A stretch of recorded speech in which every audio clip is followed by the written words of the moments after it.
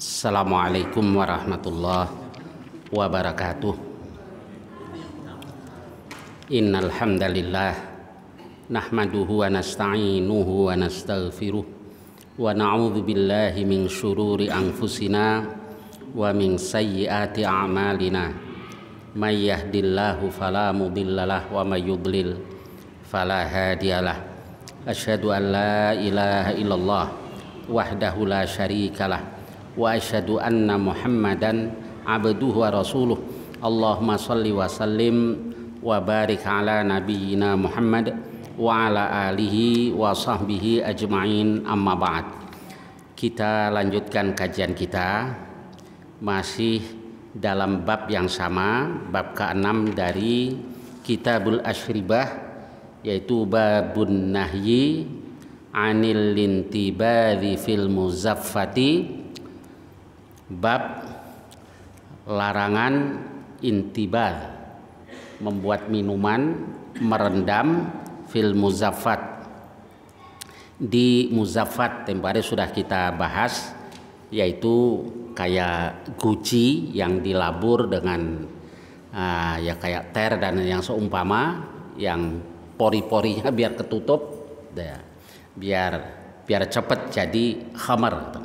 Waduba, kalau duba kemarin sudah kita bahas, yaitu sejenis buah maja lah kalau di Indonesia, yang dikeringkan atau juga mereka pakai buat tempat khamar. Wal hantam sama juga. Wan nakir, kalau nakir tunggul korma yang dilobangi.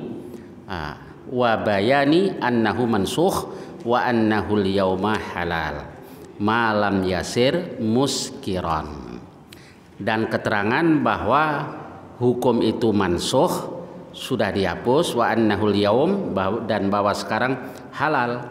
Syaratnya malam yasir muskiron, selama dia tidak menjadi sesuatu yang memabokkan.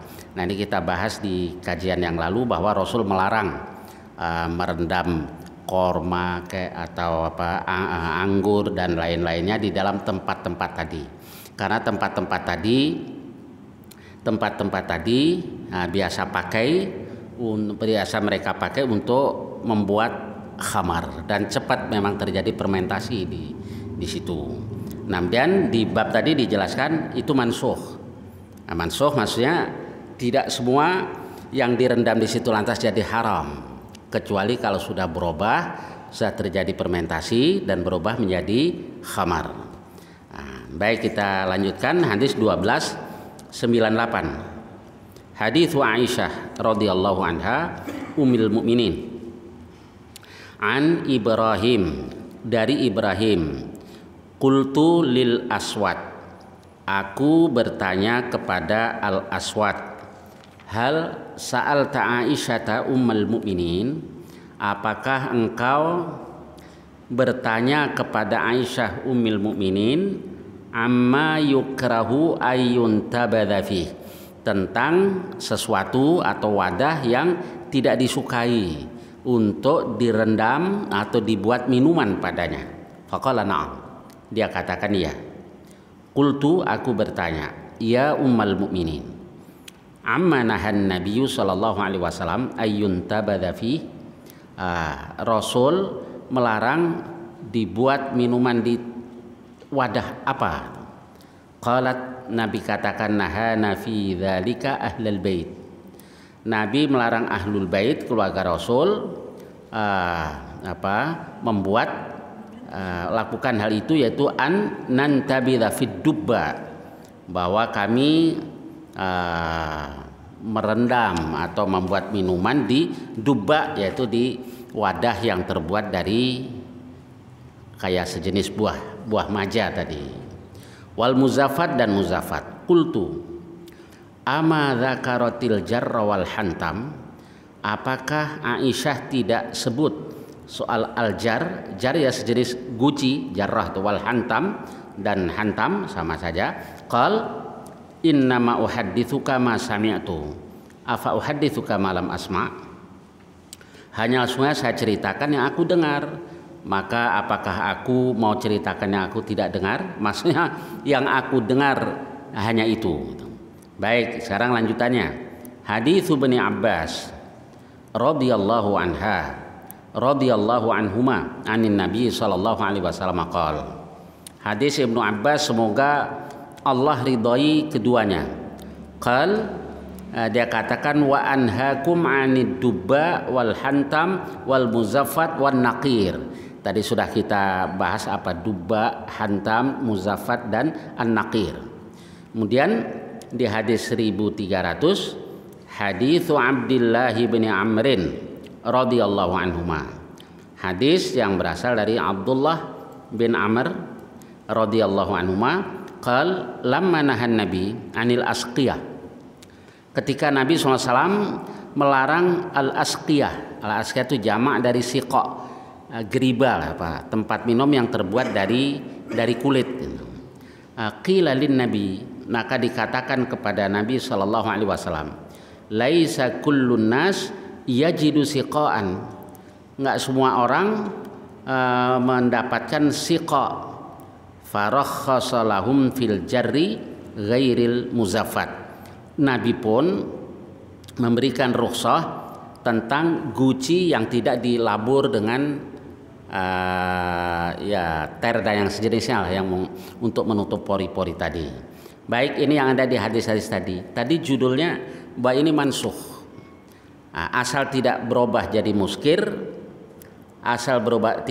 muskir, sesuatu yang memabukkan, maka dibolehkan. Kok nggak ada dalilnya? Adanya di Sahih Muslim. Karena sebagaimana sudah kita bahas di awal dulu, bab-bab yang ada di Al-Lu'lu' wal Marjan diambil dari Sahih Muslim. Sedangkan matan hadisnya itu diambil dari Sahih Bukhari. Jadi yang dicantumkan di sini lafadz atau redaksi yang ada pada Sahih Bukhari. Judul yang dibuat oleh Imam Muslim. Nah, sementara di Sahih Bukhari nggak ada, yang ada di Sahih Muslim, yaitu hadis yang berasal dari Buraidah radhiyallahu an. Nabi Shallallahu alaihi wasallam katakan, kuntu nahaitukum anil asyribati fi dzurufil adam fashrabu fi kulli wi'ain.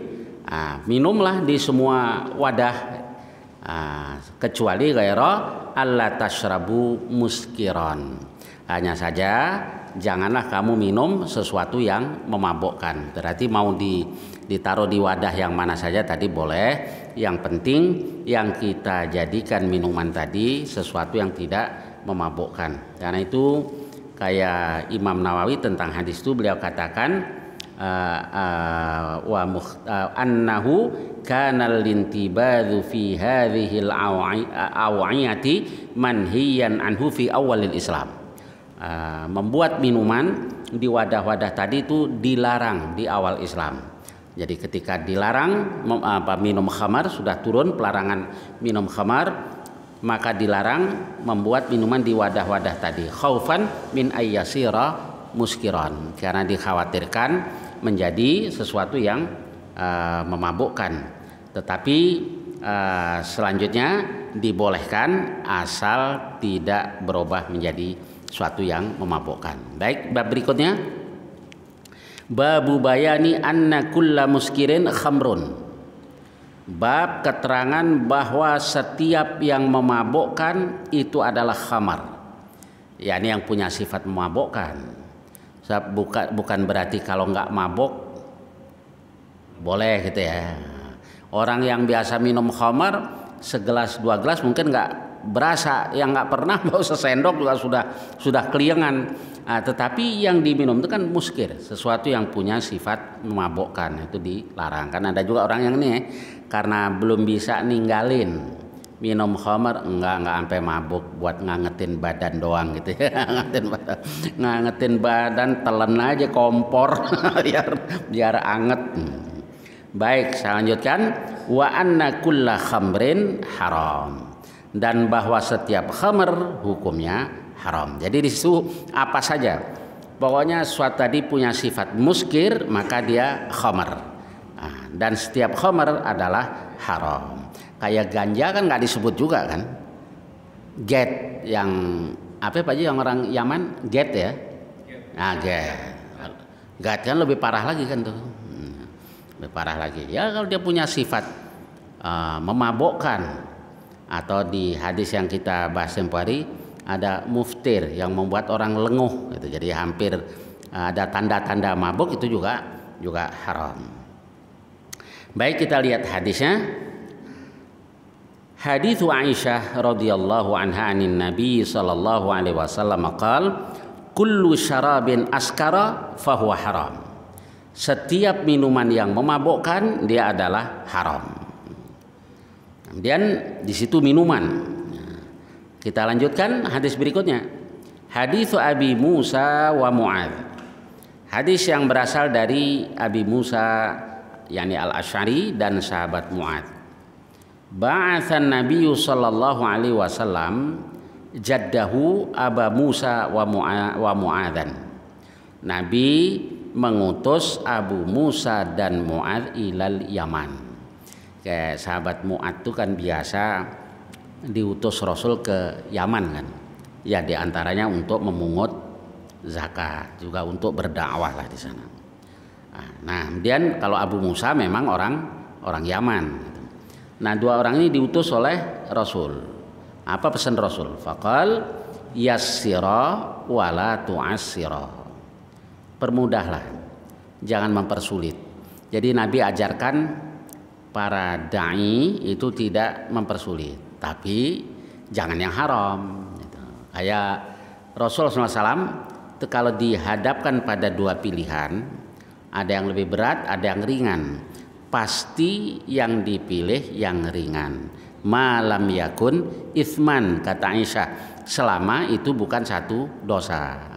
Kalau itu dosa, Rasul adalah aba'adan nasi minhu. Rasul manusia yang paling jauh dari dosa. Jadi para pemimpin, para ini supaya berikan pilihan yang lebih mudah. Yassira wala tu'assira. Wa basyira wala tunaffira. Wa basyira wala tunaffira. Ini jangan sampaikan kabar gembira, jangan bikin orang lari. Sampaikan kabar gembira, jangan bikin orang lari. Ya kayak di Quran kata-kata basyir hampir di semua ayat ya. Basyir dulu, baru nadhir kan. Basyirau wa nadhira. Rasul itu diutus untuk menyampaikan berita gembira dan memberikan peringatan. Iya, dua-duanya penting, tetapi dimulai dari tabsyir, dimulai dari kabar gembira, baru nanti diberikan tangdir, ancaman. Nah ini bagi yang melanggar. Jadi basyira wala tunafir, jangan bikin orang lari. Wa tatawa'a, dan bersepakatlah kalian berdua.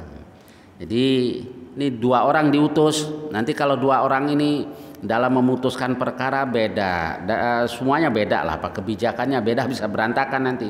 Maka Nabi katakan wa tatawa'a. Faqala Abu Musa.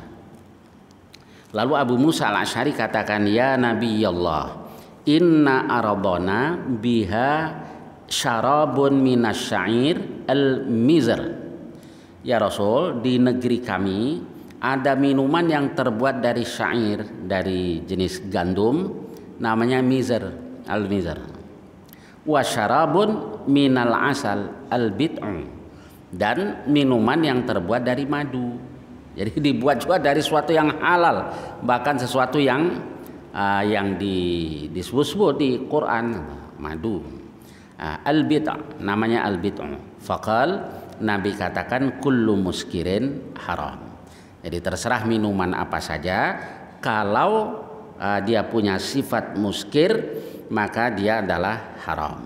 Nah di sini wadah-wadah juga kita harus hati-hati. Kayak ada sahabat yang bertanya, ya Rasulullah, kunna bi ardi ahlil kitab. Kami berada di negeri ahlul kitab. Yashrabunal khamra wa ya'kuluna lahmal khinzir. Mereka biasa minum khamar dan makan daging babi. Afana kulu fi adiyatihim. Boleh tidak kami makan di wadah-wadah mereka? Jangan, kata Rasul, kecuali terpaksa. Kalau tidak ada yang lain, tapi cuci dulu. Artinya apa? Bukan soal pemilik wadah itu muslim atau non muslim. Pemilik wadah itu suka minum khamar atau makan yang haram kayak daging babi dan lainnya atau tidak. Nah, kalau ngaku muslim tapi biasa minum khamar, wadahnya biasa dipakai buat khamar dan lainnya, ya jangan pakai wadahnya kecuali nggak ada yang lain, tapi harus dicuci dulu. Berarti Rasul perintahkan kita untuk berhati-hati supaya jaga jangan sampai terkontaminasi dengan hal-hal yang haram. Baik, kita lanjutkan bab berikutnya, babu uqubati man syaribal khamra idza lam yatub minha. Bab hukuman buat orang yang minum khamar kalau dia belum bertaubat darinya, yaitu apa hukumannya? Biman'ihi iyyaha fil akhirah. Dia terhalang, nggak bisa minum khamar itu nanti di akhirat. Jadi di sorga kan ada minuman juga, tapi minuman di sorga itu la yusaddauna anha wala yungzifun, tidak bikin pusing, nggak juga bikin mabok. Yusaddauna anha wala yungzifun. Atau itu di ayat yang lain, rahikum makhtum, itu minuman sorga. Jadi beda dengan yang di dunia, terhalang dari itu. Sekalipun kata para ulama, sekalipun dia masuk sorga, tapi di sorga nanti dia tidak dapat menikmati minuman sorga tadi kalau di dunia minum khamar dan tidak mau bertaubat. Jadi ada kata-kata idza lam yatub. Baik, untuk lebih jelasnya kita lihat hadisnya. Haditsu Abdullah bin Umar radhiyallahu anhuma. Anna Rasulullah sallallahu alaihi wasallam qala man syaribal khamra fid dunya thumma lam yatub minha hurimaha fil akhirah. Barang siapa yang minum khamar di dunia kemudian dia tidak bertaubat darinya, maka hurimaha, dia terhalang darinya fil akhirah, nanti di akhirat.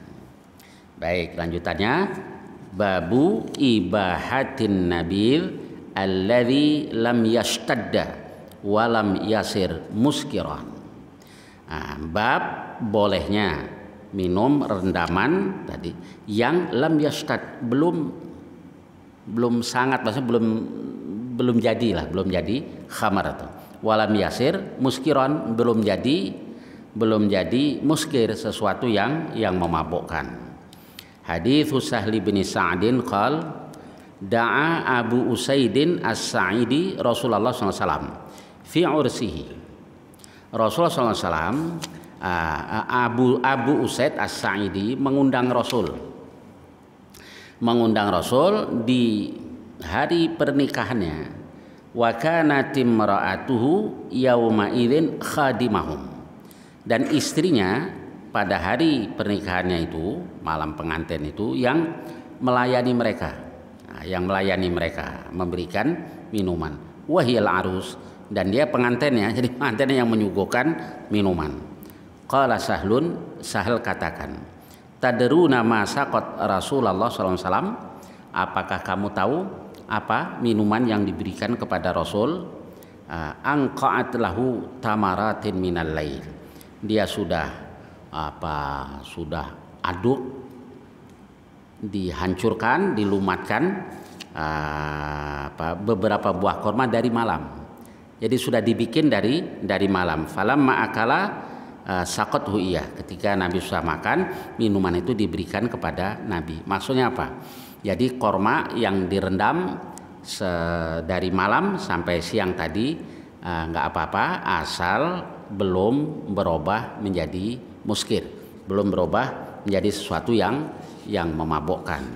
Kayak zabib atau kismis itu juga biasa dijadikan minuman di zaman Nabi, direndam, tapi jangan sampai berubah menjadi muskir. Kalau berubah jadi muskir, maka dia adalah khamar, dan setiap khamar adalah haram. Berikutnya haditsu Sahlin qal lamma arrasa Abu Usaidin As-Sa'idi.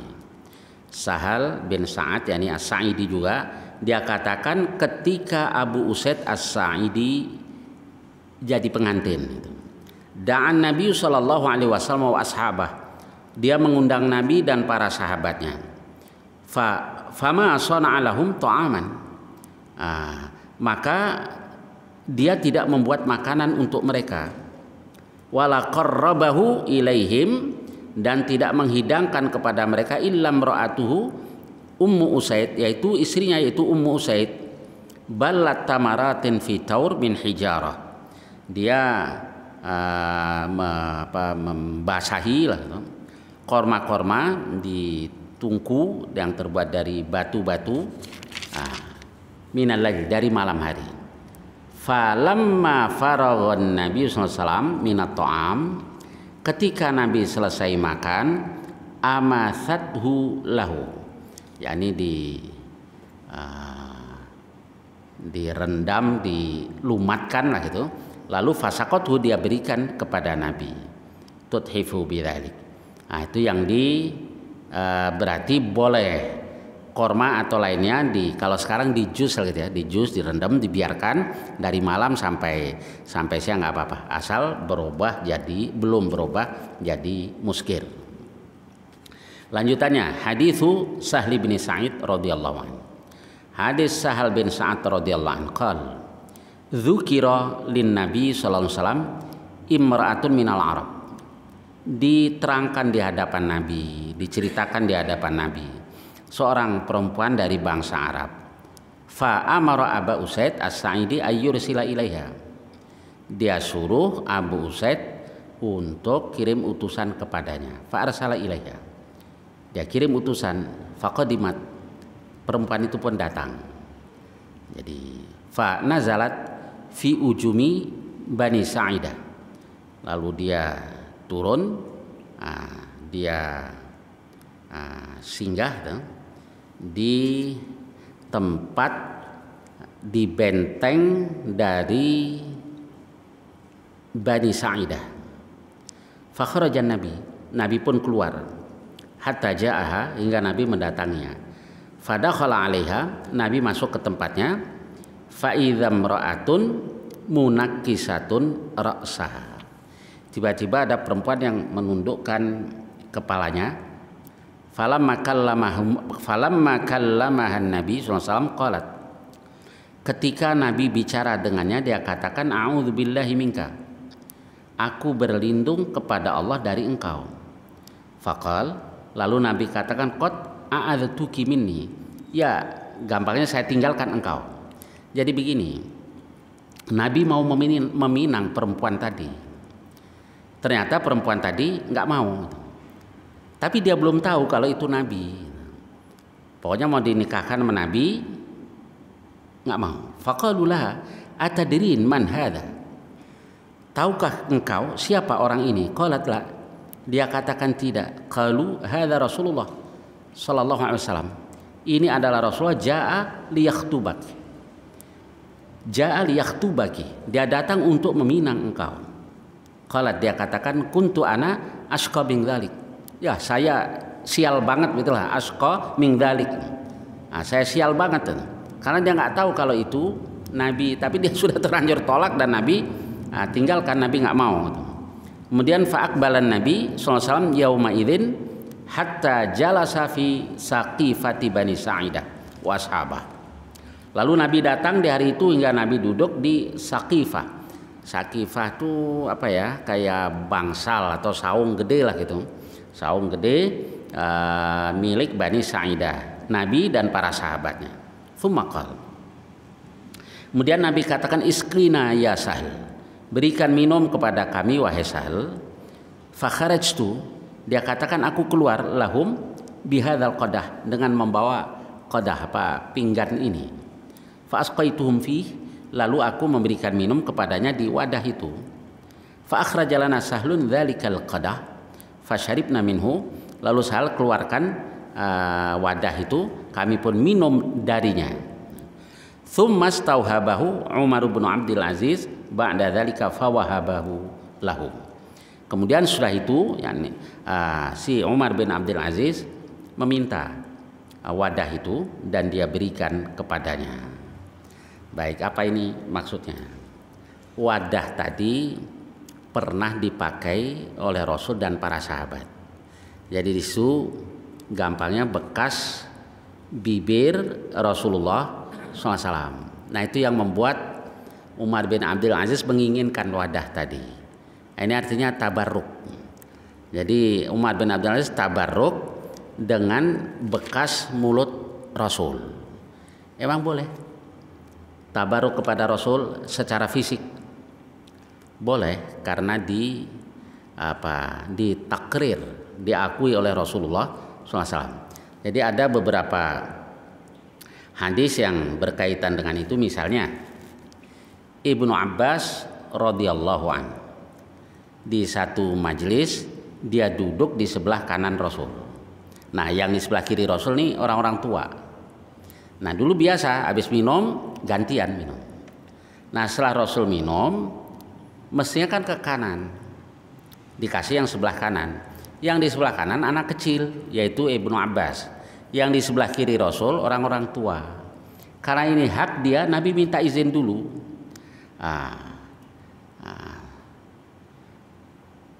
Ata'dzanuli, engkau izinkan aku wahai Ibnu Abbas an u'tiya haula, untuk saya berikan kepada mereka? Apa jawaban Ibnu Abbas? Wallah la ya Rasulullah.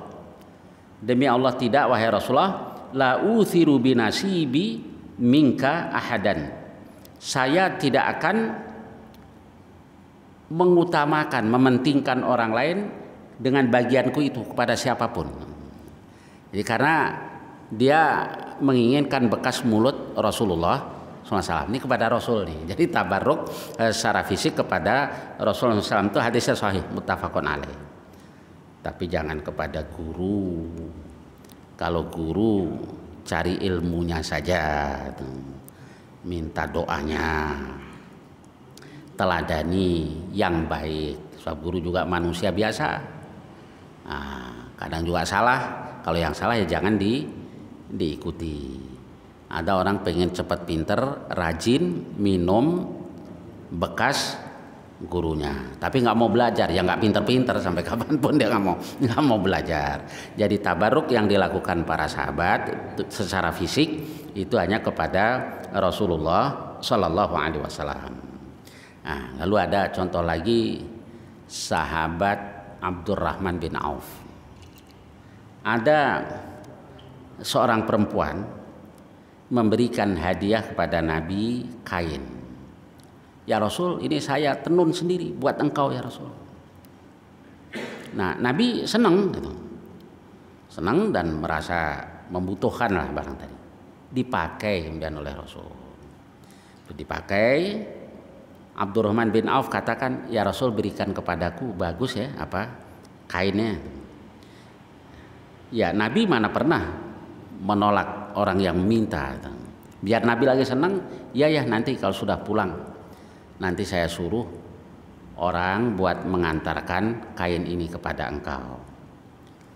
Kemudian Abdurrahman bin Auf diomelin oleh para sahabat. Ma ahsanta labisahan Nabi sallallahu alaihi wasallam. Bagus ya. Jadi ini apa ngambul ya kalau orang kita ya. Ma ahsanta, bagus loh ya. Labisahan Nabi muhtajan ilaiha. Nabi memakainya dalam keadaan membutuhkan. Nabi senang kan pakai itu. Tsumma sa'altahu, kemudian engkau memintanya. Wa alimta annahu, dan engkau tahu bahwa Nabi itu la yarudda sa'ilan, tidak pernah menolak orang yang meminta. Faqal, lalu Abdurrahman bin Auf katakan, inni wallah ma sa'altu li albisaha. Wallah, saya minta bukan untuk saya pakai, tetapi innama sa'altuhu litakuna kafani. Saya meminta ini supaya nanti biar jadi kafanku. Dan benar akhirnya Abdurrahman bin Auf begitu wafat dikafan dengan kain dari Rasulullah SAW. Jadi itu contoh Abdurrahman bin Auf tabarruk secara fisik kepada Rasulullah SAW. Ada lagi jubah Rasul, itu hadisnya juga sahih. Jadi Rasul kan punya jubah yang beberapa bagian itu terbuat dari sutra, leher kerahnya, belahannya. Itu yang Nabi biasa pakai untuk sholat Jum'ah, sholat Id. Kalau menerima utusan, Nabi pakai jubah tadi. Nah, begitu Rasulullah SAW wafat, disimpan oleh Aisyah dan akhirnya disimpan oleh Asma, saudara perempuan dari Aisyah. Nah, para sahabat biasa tabarruk dengan jubah Rasul tadi. Ada yang sakit terus diselimutkan atau dicuci, airnya dipakai buat wallahualam itu apa, buat mandi itu gimana. Nah itu tabarruk secara fisik terhadap Rasulullah Shallallahu Alaihi Wasallam, tapi nggak kepada yang lain. Kenapa tidak kepada yang lain? Sebab kalau ini ada takrir, pengakuan secara diam-diam oleh Rasul tidak tegur, berarti boleh gitu. Boleh tabarruk secara fisik kepada Rasulullah Shallallahu Alaihi Wasallam. Baik, saya tambahkan babu jawazi syurbil laban, bab bolehnya minum susu. Hadits Abi Bakrin As-Siddiq radhiyallahu an Abi Ishaq sami'tul Bara radhiyallahu an qala lamma aqbalan Nabi sallallahu alaihi wasallam ilal Madinah tabi'ahu Suraqah ibnu Malik ibni Ju'sham. Ketika Rasul datang ke Madinah, itu kan diikuti oleh Suraqah bin Malik bin Ju'sham. Fada'a alaihi Nabi sallallahu alaihi wasallam fasakhat bihi farasuh qal ud'allaha li wala adurruka fada'ala. Jadi Suraqah ini mengejar Nabi tadinya. Kemudian kudanya lemas lah. Dia katakan berdoalah kepada Allah. Wala adruka, aku tidak akan apa-apakan engkau, tidak akan membahayakan engkau. Fa da'alahu, lalu didoakan oleh Rasul. Fa'atisha Rasulullah SAW, lalu Rasulullah SAW haus. Kemudian setelah itu fa marra bira'in, Nabi melewati seorang penggembala. Kalau Abu Bakrin fa akhadtu qadahan, aku mengambil pinggan, fa halabtu fi, aku perah kuthbatan min laban, fa ataituhu, lalu aku berikan kepada Nabi, fa syariba, lalu Nabi meminumnya. Hatta raditu, hingga aku reda, yakni aku puas. Maksudnya apa? Ya, susu itu halal. Tapi yang sebetulnya begini, tanpa hadis ini pun susu itu halal karena tidak dilarang. Jadi kalau urusan dunia itu semuanya boleh, yang penting tidak dilarang. Menjadi haram kalau ada larangannya atau menjadi makruh. Nah, karena itu para ulama ahli fikih itu kan membuat kaidah al-aslu fil asya al-ibahah. Asal dari segala sesuatu itu boleh. Jadi kalau urusan dunia sepanjang tidak ada larangannya maka itu boleh. Nah selanjutnya setelah kita cari dilarang atau tidak ya harus kita perhatikan membawa mudarat atau tidak. So kalau membawa mudarat ya jangan, la darara wala dirar. Baik, saya kira sampai dengan hadis ini. Insyaallah yang akan datang kita lanjutkan hadis-hadis berikutnya. Barangkali ada pertanyaan-pertanyaan tentang hadis-hadis tadi atau lainnya, silakan. Tafadhalu. Tafadhal. Kalau hukuman di dunia bagi peminum khamr ada nggak, Ustaz? Ya, baik. Jadi setelah khamr itu dilarang, selanjutnya ada sanksinya buat orang yang melanggar. Jadi setelah dilarang ya, setelah turun yang innamal khamru wal maisiru dan seterusnya yang ada di surah Al-Maidah.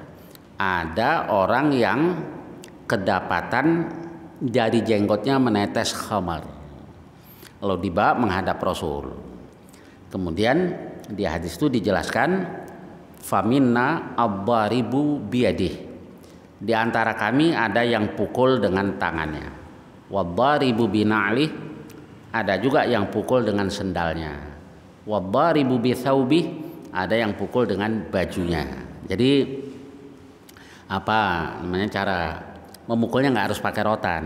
Apa saja, ada baju, ada sendal, 40 kali untuk bikin dia jerah. Lalu ada juga sambil mukul sambil mengatakan akhzakallah. Akhzakallah itu ungkapan untuk menghinakan. Mudah-mudahan Allah menghinakan engkau.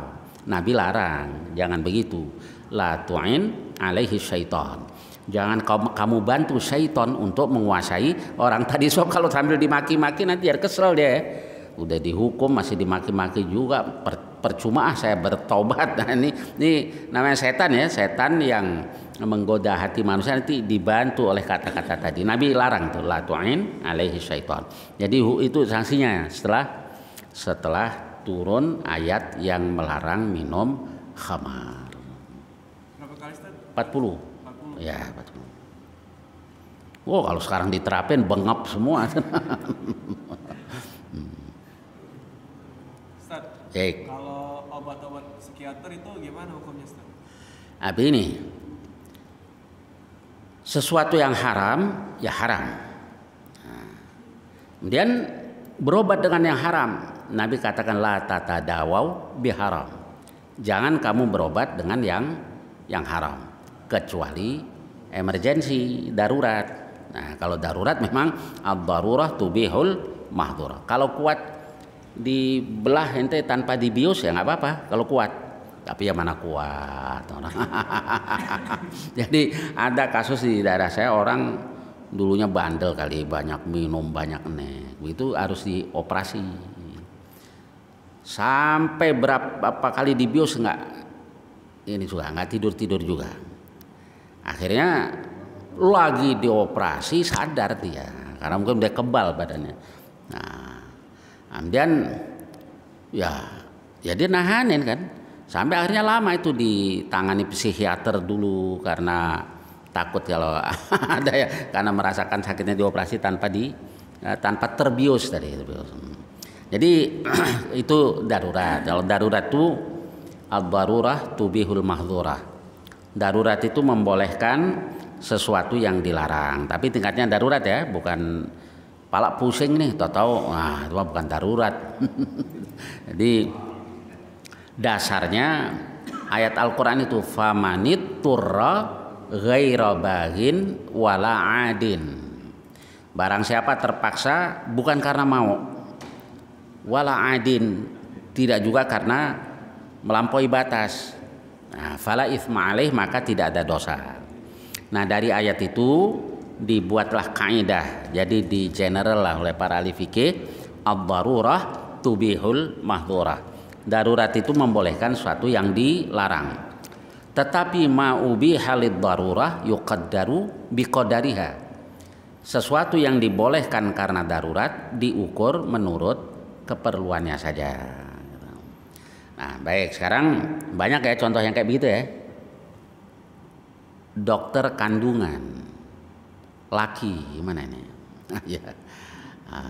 Ya nggak pernah tuh pasti Pelni apa dokter-dokter juga yang ngaji. Ya saya balik bertanya itu. Kan ada pertanyaan seperti itu. Kenapa kok laki? Jadi ternyata perempuan banyak yang nggak kuat karena berat gitu. Oke, saya bilang kalau memang terpaksa orang itu harus ditangani oleh dokter kandungan karena mau dioperasi dan tidak ada dokter perempuan, ya nggak apa-apa, darurat ya. Tapi sebatas yang diperlukan saja, jangan kemana-mana. Satu, jangan kemana-mana. Yang kedua ya pasti ada ini kan, ada susternya kan biasanya, jangan sendiri. Nah, ma'ubi halid darurah yuqaddaru biqadariha. Tetapi yang paling bagus ternyata dokter perempuan juga. Jadi ada ya Allah, saya dulu pernah terjemahkan bukunya itu, dokter perempuan. Dia katakan banyak kasus perempuan sulit melahirkan karena dokternya laki. Jadi bagaimanapun juga perempuan yang paling bebas juga tetap ada rasa malu terhadap lelaki. Baik, jadi ini contoh kondisi-kondisi darurat tadi. Jadi ad-darurah tubihul mahdhurah, darurat membolehkan yang dilarang. Lalu ma'ubi halid darurah, sesuatu yang dibolehkan karena darurat, yuqaddaru biqadariha, diukur menurut keperluannya. Baik, silakan. Ya. Tentang tadi yang melakukan juga Ya. banyak obat-obat batuk itu kan ada kayak obat tidur juga. Ya. Itu banyak juga disalahgunakan. Itu kan biasa haram dari awalnya. Ya, ya. Karena disalahgunakan buat jadi fly misalnya. Ya, ya. Anak muda itu pakai itu. Baik, ya. Baik. Dosis. Ah. Terus yang kedua tentang dokter laki-laki tadi. Ah. Dokter kandungan. Saya alami waktu di Jeddah itu di rumah sakit yang ternama, yang bagus di sana, yang mahal-mahal lagi. Dokter kandungannya laki-laki dan banyak diminati sama perempuan. Perempuannya mau. Ya. Bukan gitu. Iya, ya, ya, ya, ya. Baik. Nah, sekarang kayak obat-obatan tadi ya cari saja yang tidak mengandung alkohol kan. Jadi sekarang alhamdulillah banyak juga kan. Kalau dulu susah juga nyari obat batuk yang tidak mengandung alkohol ya. Sekarang banyak lah tuh. Kita cari itu. Jadi alkohol itu dibolehkan kalau darurat. Kalau nggak darurat ya nggak boleh. Cari yang tidak ada alkoholnya. Jadi alkohol kan dari bahasa Arab ya, alkohol itu alkohol. Baik, kemudian yang kedua ya kayak dokter kandungan laki mestinya darurat itu. Kalau nggak darurat ya yang perempuan lah. Oh begitu ya. Ya, ya yang apalagi kalau dokternya melampaui batas tadi ya. Apa namanya, celamitan gitu ya. Ntar bisa cantengan loh tangannya. Itu kan kalau darurat aja Pak, darurat misalnya. Nggak, itu bercanda. Tapi ya itu darurat membolehkan yang dilarang. Yang dibolehkan karena darurat diukur menurut keperluannya saja, nggak boleh lebih. Nah itu anak-anak muda minum obat batuk ya banyak, campur bodrek, campur apalagi ancur-ancuran ya apa saja lah, pokoknya punya sifat muskir berarti haram. Ya, ada lagi? Baik, saya kira sampai di sini. Mudah-mudahan banyak manfaatnya. Wallahul muwaffiq. Assalamualaikum warahmatullahi wabarakatuh.